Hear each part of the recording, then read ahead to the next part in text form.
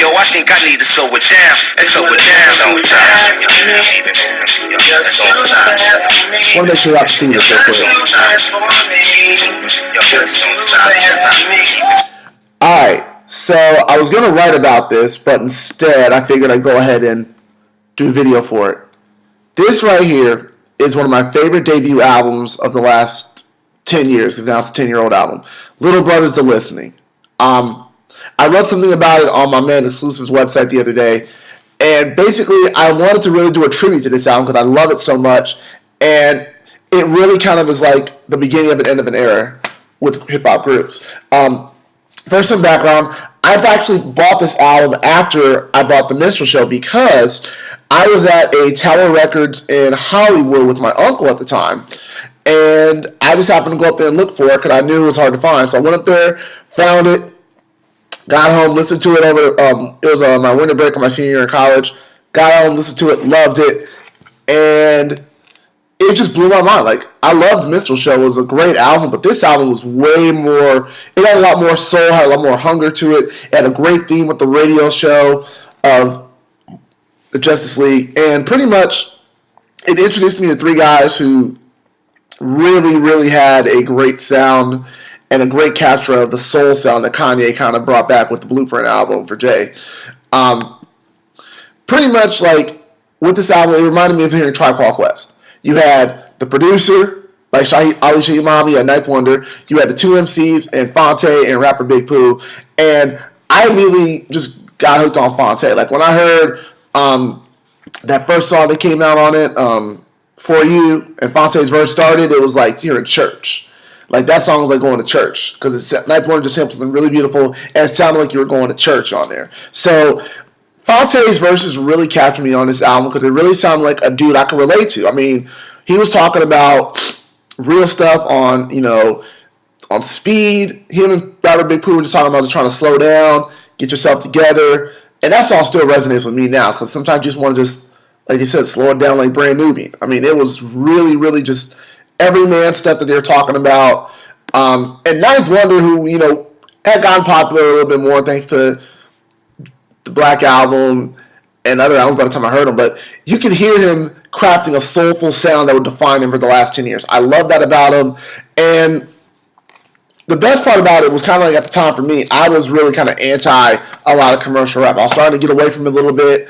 I was looking for something a little bit more. And sure enough, this album came out and just completely said, check this out. The second half of this album is probably one of the strongest second halves I've heard. It's just dripping with soul all over it. I mean, you got The Way You Do It, which starts off with, that Spanish guitar that's just beautiful and that slows you down and just gets you right into it. And the Tribe sample on there even makes it perfect. They're, paying homage to Tribe. Then you have the Get Up, which is kind of like chill. And then Away From Me might be one of the most emotional songs Little Brother has still done to this day. I mean, Fonte's verse, where he's just talking about how he misses his child and how he wishes he could be there for him and how he wishes that, hearing you Earl on my pillowcases is like music or something like that. It's just beautiful. I mean, he paints a portrait so well with his words that you really feel his pain in there. And that's what, to me, a great writer. Like, you can tell Fonte's a great writer because he puts so much soul in that verse that it really just grabbed you right away. And then one of my favorite tracks on here, Nobody But You, is just so smooth. Like, just want to go back and just hang with that one person you want to be with. I mean, it's I love it. And then Home, beautiful instrumental. But probably my favorite song on the album is the one which probably got Phonte the most notoriety, the Yo-Yo. And you really got to listen to that verse, because that verse really shows Phonte's humor, his wit, his skill. I mean, don't get mad when I say this. It's so funny because I got to quote it because it's actually really funny. He talks about, interracial dating, holier than now folks at the coffee shop. And then he ends it talking about, these self-righteous dudes talking about how, they're all down for the blackness or whatever. Oh, I gotta listen to it. He's like, y'all know them ends that I'm talking about, the ones y'all be seeing at the coffee house. As soon as they get the mic, I start walking out and swear that this skill is the most talked about. and then he's like trying to bring the real MCs on, and then pretty much he just calls out the whole movement. And then at the end, he says something about like he's dissing him, and he says, "And deep down, I know that I'm right, man. I'm about to kick some Trick Daddy next poetry night. Like my black queen, don't know, man." And I can't say the rest, but you get it. But it's funny, like it's so funny. Like it shows Phonte's humor that you'd see a lot more on the list on Minstrel Show with Percy Miracles. But we can't forget about rapper Big Pooh either. Rapper Big Pooh was like a perfect foil for Phonte. I know I talk about Phonte a lot. He's one of my favorite MCs. But rapper Big Pooh did his thing on this album as well. He was still a little bit raw on it. He didn't really come to his own as well. But he was a perfect foil. And on speed, he and Phonte matched so well. And even on Whatever You Say, I liked rapper Big Pooh's verse on there when he was just talking about just being with somebody, just chilling with them, and then, of course, Phonte kind of steals the show a little bit with his famous "I got your head still bothered, my verse didn't rhyme," and it's true. Like you listen to Phonte's verse and it still rhymes. So, 10 years later, this album is amazing.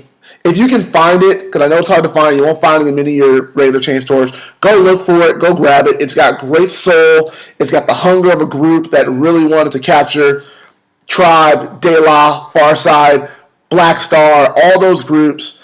And honestly, if you can find the remixes to some of these tracks, like there's remixes on the Chitlin Circuit album to The Way You Do It, which was beautiful. The Nighttime Maneuvers on that remix album that Night did, I want to say it's almost better and more soulful than this one. I love this version, but the remix on the Chitlin Circuit, beautiful. It takes you higher when you hear it. I swear it not. It takes you higher. And finally, if you can look for the remix to Whatever You Say, where Ninth beautifully chops Maxwell's Whenever, Wherever, Whatever. I hope I said that right.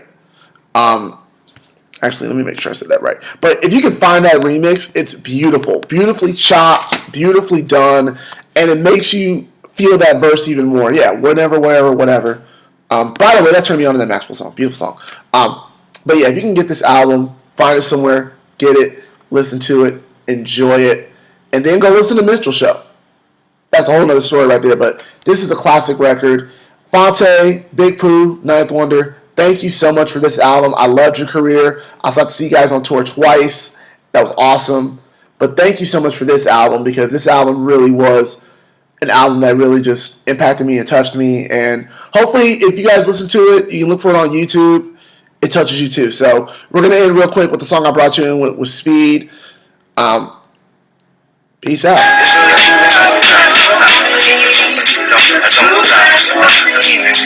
try to slow it down like when you begin, but hypnotic tunes like this always do me in.